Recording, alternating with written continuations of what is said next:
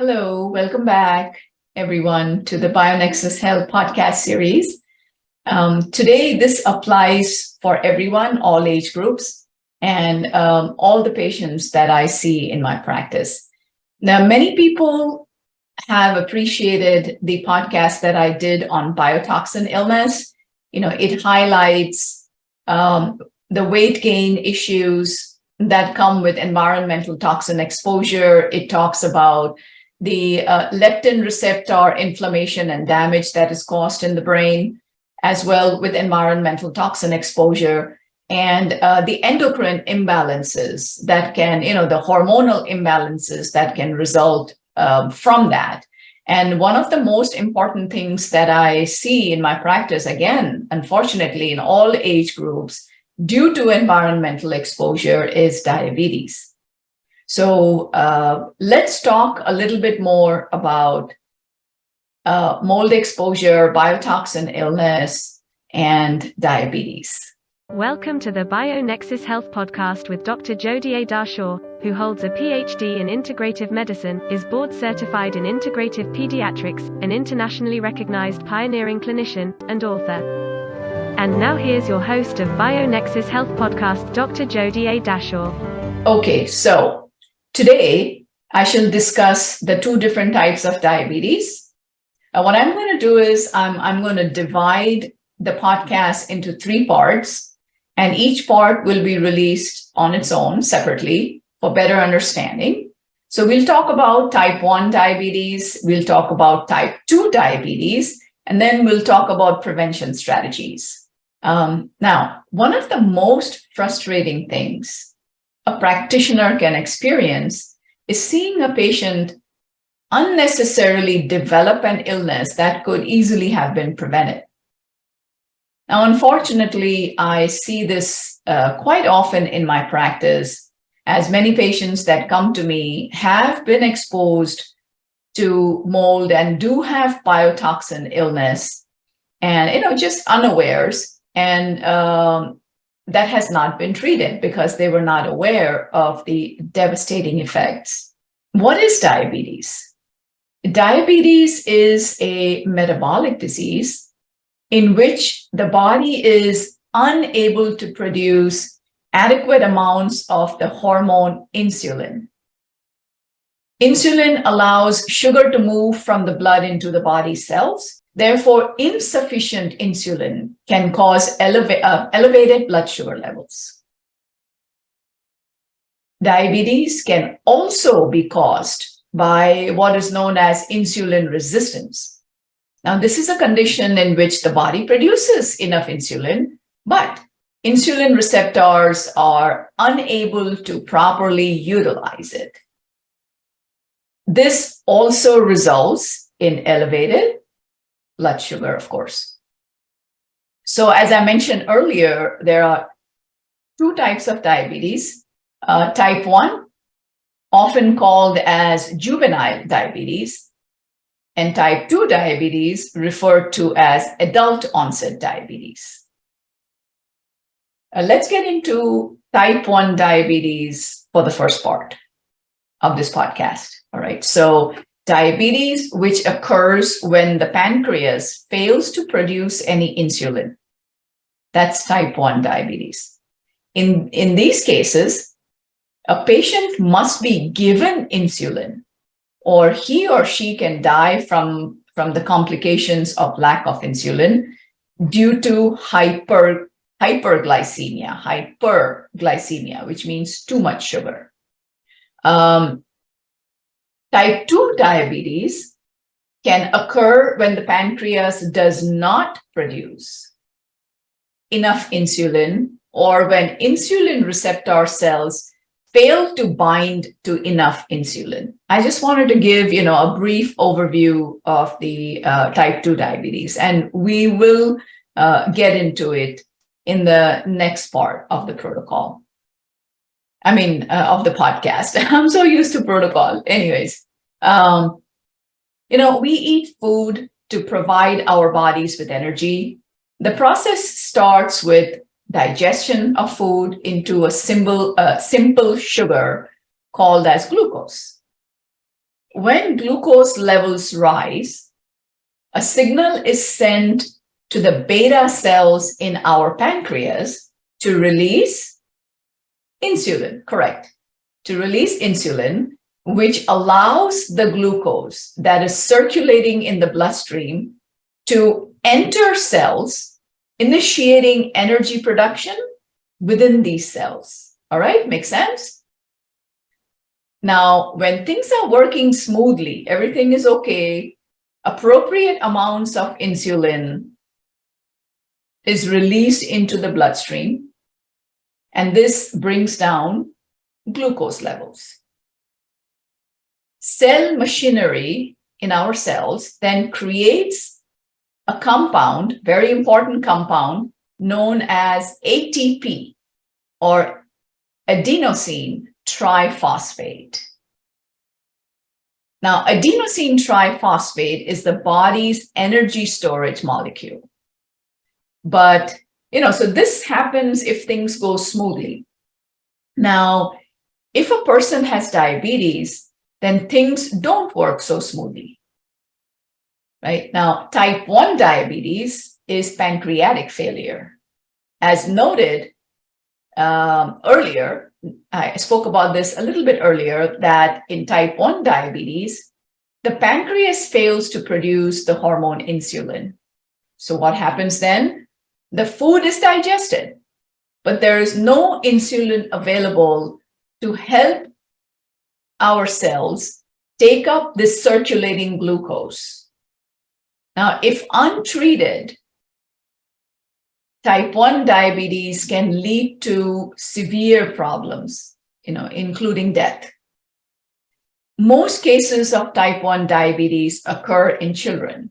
And usually, nowadays, you don't really see the ultimate complication, A death from diabetes is quite rare. It is very well recognized by all healthcare practitioners, right at the grassroots level. People know about diabetes. Pediatricians, of course, know how to handle diabetes. So it's not like a gloom and doom scenario at all.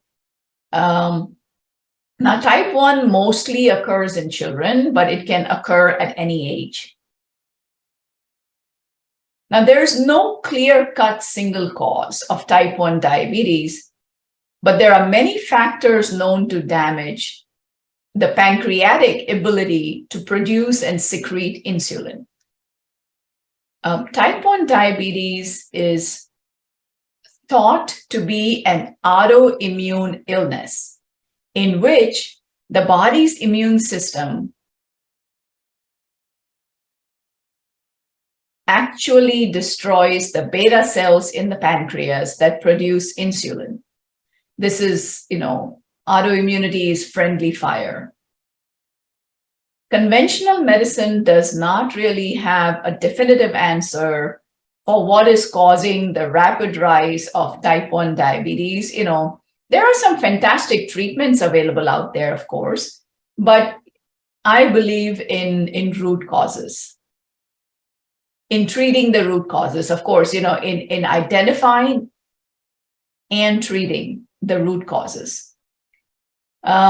Studies have shown that viral infections can trigger the immune system to destroy pancreatic beta cells. Studies have also shown that Lyme disease patients can have higher incidence of autoimmune diseases.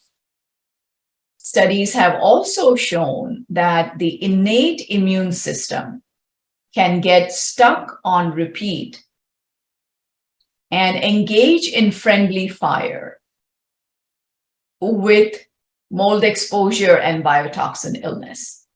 So all of this, is a new body of information that we currently have. Many practitioners who are trained in what is needed have this,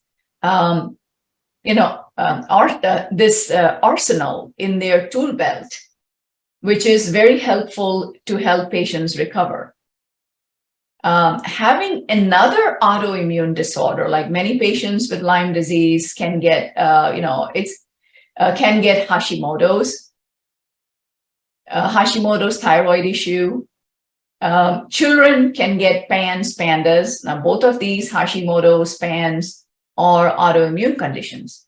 Many children I see in my practice, or even many adults, can get the adult version of PANS, especially after COVID, especially the adults who've had COVID. We are seeing a lot of them having the adult version of PANS, where there is anti-neuronal antibodies attacking the brain, as well as other autoimmune antibodies attacking different cells in the body.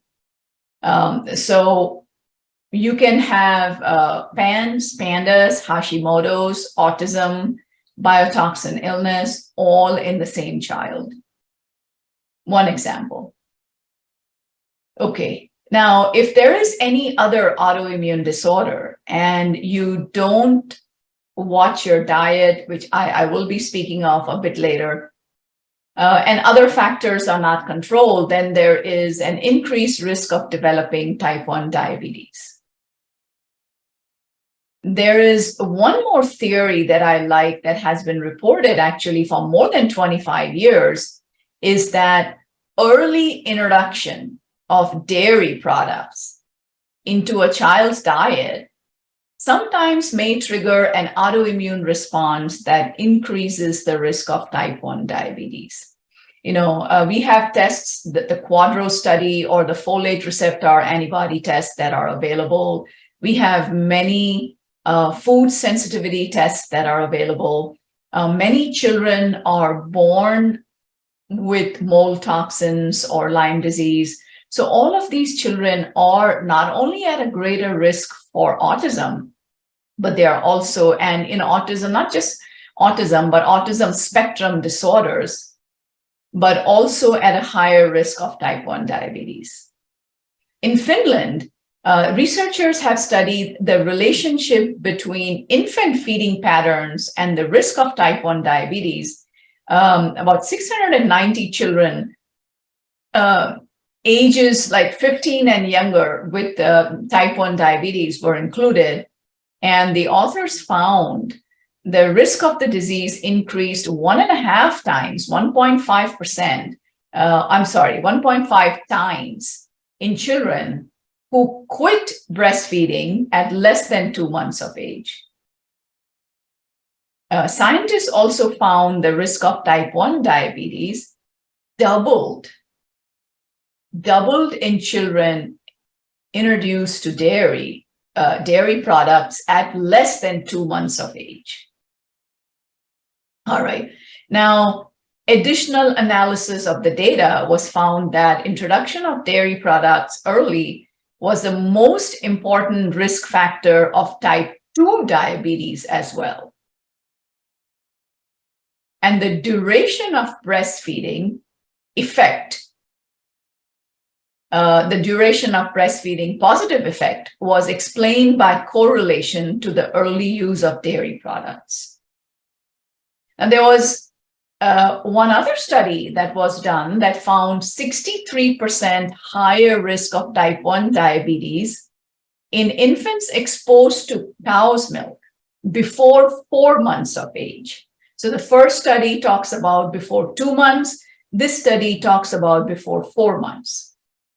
But one would wonder, how could cow's milk cause an increase in type 1 diabetes? Remember, many infant formulas contain cow's milk products. Just some food for thought, right? It's not that you're literally giving cow's milk, but many formulas contain dairy. Now, the mechanism isn't fully understood, but a direct correlation, studies have shown a direct correlation between diabetes and consumption of cow's milk from certain genetic strains of cows. Now, others believe, that's why they say that A2/A2, cow's milk, is supposed to be the best. In India, they are called as Gur cows like Gur or Gyr, G-I-R, Gyr cows. And elsewhere, they are known as A2/A2 cows. Another name would be Guernsey cow as well. In Europe, they are known as Guernsey cows. In the US, they are known as Guernsey cows. So A2/A2. Now, other studies have theorized and studied that the pasteurization of milk, which alters the protein structure at high temperatures, can lead to an autoimmune response that triggers the destruction of beta cells in the pancreas. Okay. We know that children on the spectrum and many people, adults as well, with or without mold exposure, Lyme disease, even without any of these, they have trouble digesting cow's milk. In my client population, right, in my patients, in my practice, I found more than 80% exhibit sensitivity to the primary protein found in cow's milk called casein. Again, food for thought, right? And when I say 80%, I don't mean 80% of children with autism. I mean 80% of all age group patients that I see with various diagnoses. So I don't think dairy products should be given to any child that is less than a year old. Sometimes when there is extreme distress, camel milk, since camel milk is very similar to breast milk and it has other health benefits, it does not coagulate in the stomach. It does not have the beta casein issues that other ruminant milks have. So I have counseled a few new mothers, quite a few new mothers, to transition safely to camel milk. And I'm talking, really severe cases where the child has been born with mold biotoxin illness or Lyme disease, has a lot of gastrointestinal issues, very heavy leaky gut upon doing labs, eczema, extremely picky eating, cannot keep anything down. Anything and everything is difficult to digest. All different kinds of organic formulas have been tried. So that's the kind of scenario that I'm speaking about. But bottom line, as I wind down this section on type 1 diabetes, I don't think dairy products should be given to any child less than 1 year old. That's been my clinical experience. That's been the research studies that I have looked at. That's what the research studies have talked about as well. One of my mentors talks about this. A couple of my mentors have spoken about this as well. It is also best for young women to be analyzed for sensitivity to casein, and just, checking your levels of antibodies to casein, getting those tested before becoming pregnant. Now, if you find elevated casein antibodies, the IgG levels, then it would be prudent to avoid all dairy products when pregnant. Just some of the clinical tips that I wanted to share with you. Many of you know that I have one of the services I provide, and I help the mothers in my practice and the ladies in my practice, is with the preconception testing, detoxification, evaluation. It becomes very important for many, and many mothers-to-be are realizing the importance of detoxification before becoming pregnant. So Feel free to reach out with any questions you may have about preconception, detoxification, testing, looking at what's going on in your body, so we can have the best possible outcomes for the babies being born, right? Okay, great. So this part, this podcast, I will end here. The next podcast will, of course, be getting into type 2 diabetes. And after that, we will speak about the best lifestyle changes to help prevent, because prevention is better than cure, isn't it? All right. So I'm glad you were able to join me today. I look forward to seeing you on the next BioNexus podcast. Keep smiling, and I'll see you soon. Namaste. Thank you for joining Master Herbalist Dr. Jodi A. Dashaw, Director of the BioNexus Health Clinic and BioNexus Herbals, on the BioNexus Health podcast, where we explore and share information and stories about recovering and healing from chronic and environmental illnesses such as mold biotoxin illness, Lyme disease, autism spectrum disorder, fatigue, Crohn's and colitis, mast cell activation syndrome, PANS, and more. Please help us grow our message by subscribing to our podcast channel and sharing the podcast on your social networks. For more information, visit bionexushealth.com. Information within this video, audio, or text, collectively known as the podcast, has not been reviewed by the FDA. Nothing within the podcast is intended as or should be construed as medical advice. Information is for general informational and educational purposes only. Consumers of the podcast should consult with their healthcare practitioners for medical recommendations. Seek the advice of a qualified healthcare provider. Do not disregard the advice of a healthcare provider based on any information from the podcast. The information within the podcast may contain information concerning dietary supplements or over-the-counter products that are not drugged. Our dietary supplement products are not intended for use as a means to cure, treat, prevent, diagnose, or mitigate any disease or other medical or abnormal condition.